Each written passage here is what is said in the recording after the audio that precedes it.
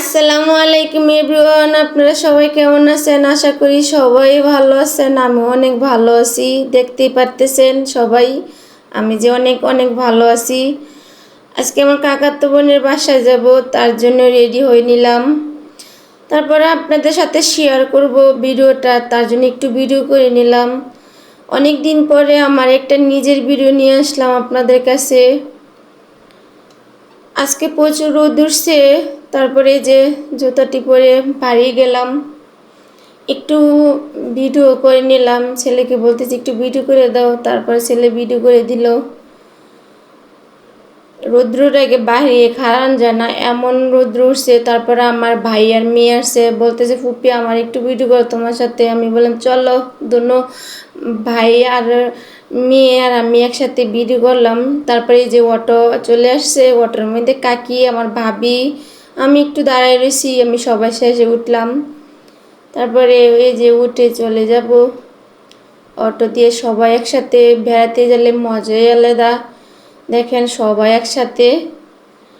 তারপরে আমার কাকিরা, আমরা ফেরি দিয়ে যাব, মেঘনা নদী ফেরি দিয়ে আসার লাগে কাকাতো বোনের শ্বশুরবাড়িতে।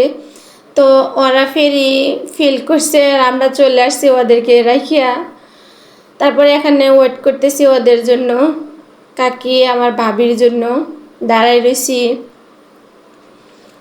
এখান থেকে হাইটা আবার কাকাতো বোনের বাসায় যাওয়া লাগবে। এখানে চলে আসলাম। এই যে আমার ভাইয়ার মেয়ে বলতেছে ফুপি আমার একটু ভিডিও করো। আমি বললাম ঠিক আছে তুমি দাঁড়াও।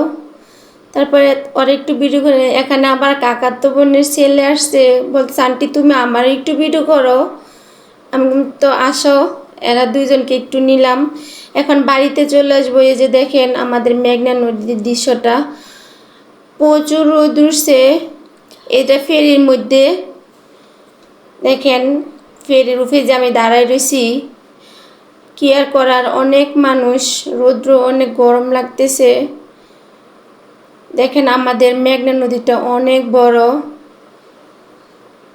আজকের ভিউটা অনেক সুন্দর। ওই যে মাঝখানে নদীর আরেকটা ফেরি চলতেছে। আজকে শুক্রবার, অনেক মানুষ হচ্ছে। 3টা ফেরি চলে প্রতিদিন। যে আমার ছেলে ভিডিও করতেছে, আমি হাত দিতেছি। এই যে দেখেন আরেকটা ফেরি, আমরা যাইতেছি, ওইটা আসতেছে।